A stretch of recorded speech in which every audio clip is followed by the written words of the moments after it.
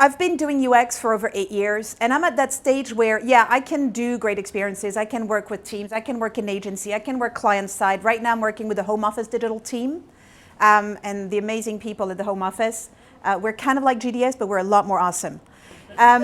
And doing just smashing things for civil servants and changing things for the better in a very twisted way. And I'm at that stage in my career where, I could just keep my knowledge and just deliver those experiences and go and wireframe and prototype and interview users and analyze and, put some sense into stakeholders, or I can go further. And going further meant for me spreading my insights, spreading my smarts. And one of these ways is mentoring. One of these ways is teaching. So I'm actually normally teaching with General Assembly.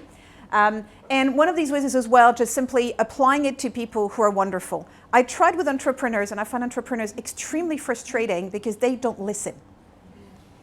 They want you to speak, but if you're not saying what they want to hear, they're not listening. And then I came across Apps for Good from my former boss who said, I'm doing this session with kids on video, come with me. And he's an awesome guy. So I said, okay. And I started that way. And what's wonderful when working with kids is that when you start by respecting them, by being very authentic and by saying, I'm here to listen to you, and I respect absolutely everything that comes out of your mouth as a baseline, then you start having pretty amazing things happening. And Apps for Good, basically, the rough story of it, if you haven't looked it up, is the idea to help children in schools get a better grip of technology, but also bring their ideas to life, to market, by thinking about apps that could do good to people or to other children, here or elsewhere. And to empower those children, well, the only way is first of all, to talk to them where they are all day long, which is in the schools. And then if we need to talk to them in the schools, then you need to work with the teachers, because the teachers are the ones who are guiding them through that process. And the teachers are the first ones to say, yeah, we would love to do this. We want them to understand how digital comes around. We want them to understand the technology behind things they're using every day. But, I'm a teacher. I don't know how to do these things. I know how to keep 25 8-year-olds interested for several hours on end, but I don't know how to make apps. And Apps for Good started with this concept of pairing those teachers and students in schools, wherever they are, all over the UK, from the ends of Cornwall to London to the deep end of Scotland, with experts, digital experts, whether you're a content expert, a UX designer, you're a developer, a technology guru of some sorts, you're an expert, technology delivery professional, whatever your skill set is, those teams in those schools will need you at some point. And the basis is really simple. You go online, you register yourself as an expert, you indicate which areas you want to provide expertise in, which can be idea screening, technical validation, research, reviewing prototypes. It can even be presentation. You regularly receive requests, so the schools at some point will follow. They all have their own little patterns. They integrate this sometimes in their curriculum, sometimes it's an extracurricular activity. And at some point the teacher, yep, I would like an expert for the 4th of November at 2 p.m. for my 9-year-old for idea screening. And at that point, you want to press the button fast, because all the other experts are going to reply as well. And I often not press fast enough. I try to do about a session a month. I don't always succeed, but I try to do at least a session a month, if not more. And whichever comes in, like if I can do it, I don't care who's the school, what age they are, I just come in online. And it's kind of funny because you're engaging with those kids through Skype. So it's a mess to set up. You don't hear a single thing. They're all mumbling in their corner and behind their hands and because they're a little bit ashamed. The teacher is keeping all the other kids in order in the background, so you hear, laughter, guffawing, screaming, cheers, whatever's going on in the classroom, sirens, police, you name it, it's happening. But you're keeping very, very focused with your groups of 3s or 4s and 5s and wherever they are, whatever their idea. What I find quite funny is that you do hear a lot of the same ideas again. So I must have heard at least 10 times the idea of an app that lets you find the cheapest price for the sneakers they want to buy. And I mean, they're full of amazing ideas. They're like, I want to go by the street and I want to be with my camera and I notice some shoes that I really like and I want to go zap and I want to see where I can get them for the cheapest price possible. But I'm like, I love your idea. I wish we could do this. The technology to recognize the image is not there yet. But keep your idea, keep working on it, or become an engineer, work on image recognition. This is a great field. poke, poke, become an engineer. Boy, girl, I don't care. I don't care who they are, where they are, how old they are. And encourage their ideas and find a way they can tweak that idea to get a bit better, which I know every person does differently. So some people smash ideas. You should do that, really. Some people are very encouraging and try to wrap it and try to put them along. Like, come in with your own style. Come in with how you want to help them become, start this journey of building apps. And through the session, throughout the year with the experts, they're going to go from screening ideas, which honestly, like, they should have come prepared. They're not. Okay? So they're going to be in front of the camera with you, with their mates. If they're 13, 14, they're starting to get really self-conscious about what's coming out of their mouth. So they're kind of guffawing and standing still, so, I don't really know. And it's okay. And then you help them, you find some ideas. And you get also like the happy surprises, the really little ones, like the 8-year-olds. They're quite shy, they don't, they present ideas in a certain way, they see the world in a certain way, which I think just is absolutely amazing. Because very often they're so much smarter than my adult, grown-up stakeholders.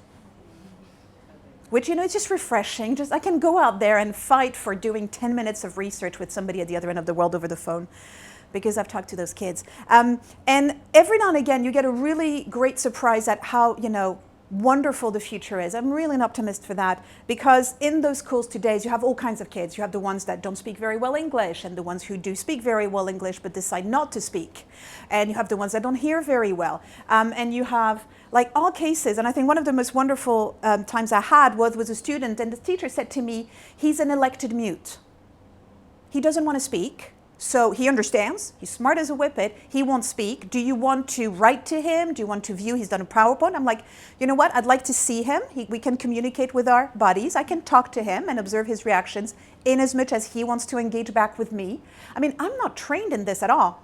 But I come in, I'm interested in this idea, I respect him, and he had an amazing idea for a rambling app where you go walking and it gives you really simple directions. You can go walk around, not get lost, not try to wander. If anybody ever done the Time Out Walks book, where at some point they're like, after 250 feet, turn right through the 2 bushes. And you're like, there are a lot of bushes in this forest, and I don't know which 2 I should aim in between. And it was this challenge of like, how am I going to communicate with this guy? I've got 5 minutes. I don't have time to know him. I might never see him again. But it's just a wonderful moment of interaction and of spreading my knowledge. And honestly, it makes my day better to do that. Even if I had to run from one meeting to the next, I have to book a meeting room under a fake pretense so that I can actually hear them, that I have to put up with a dodgy Skype connection, that sometimes I don't hear anything they say, I don't see anything they do. We kind of go with the spirit. And the end of the journey for them is towards the end of the year. They've spoken to all those experts. They've refined their ideas. They've taken them through multiple loops of validation. They get really smart. Like very quickly, the emphasis is to go out there, speak to users, find out what you don't know. It's very, very lean. Be user-centric. We don't necessarily use these words. They don't need to do that. What they need to do is adopt this process, this way of thinking, and they just so get there. The difference from the day one, the idea screenings, and a few months down the line, when they've started really working on their apps, which are to be, the aim is to present something that makes sense enough for the competition at the end of the year. And there's going to be multiple rounds and judging, gentle judging, but still, the best idea is going to help to get developed and be put into an app store. So there's, real success. And it's absolutely wonderful to see kids that you've seen earlier in the day and an idea that you looked at and like, that's kind of dodgy, but who knows, you could pull it off. Which is how a lot of good ideas start, by the way.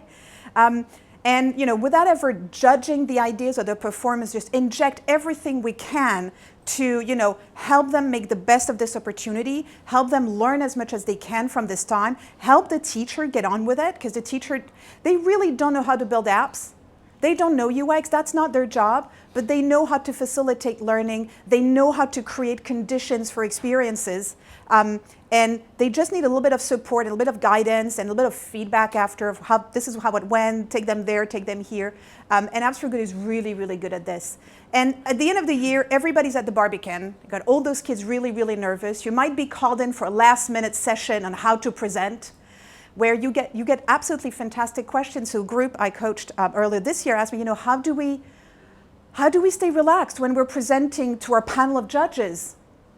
And I mean, Yeah, that's it. You've exactly nailed how to be an amazing speaker. It's how do I get relaxed when presenting my ideas so my smartest smarts come out. And, you know, we talked, I explained to them a few things. I listened to them do their pitch. I advised them to be themselves. Be natural. Don't be robots. And let your utter passion shine. And they won. Which was at the Barbican. I was like jumping in my seat. I'm like, I coach these kids, people. The teachers are awe-inspiring as well. The teacher who was Teacher of the Year is just amazing. His students worship him.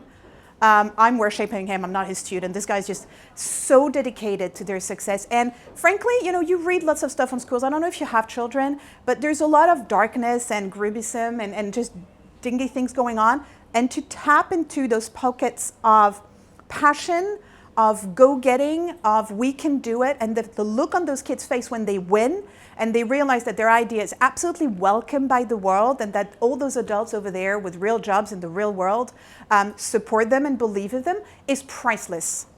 So if you want to do something with your insights, you can do lots of things. You can teach, you can mentor, you can run groups like Sandra is doing. There's such a demand in London from UX professionals, from insights from one another.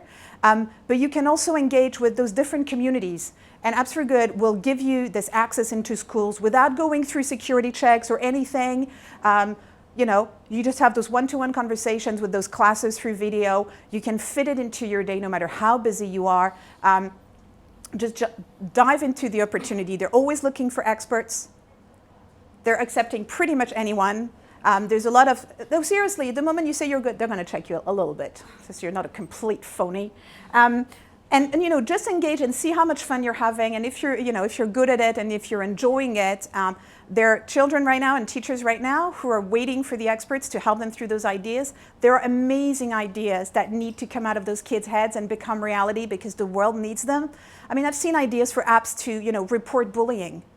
Because they know you don't just walk up to a teacher and say, so-and-so is bullying me. It's a lot more complex than that. There was a lot of apps for ideas to support one another. So thinking of children who are carers for parents or family members with either disability or long-term illnesses. You know, they were thinking, how can we help those kids? What can we give them a support network that is dedicated? Can we give them access to people who can listen in, who know, you know, not just friends, but somebody who at some point who can say, you obviously need a nurse right now, let me send somebody, or they need to go to the hospital, let me send you an ambulance. So like these are really world-changing ideas. So I cannot encourage you enough to at least have a spin on Apps for Good.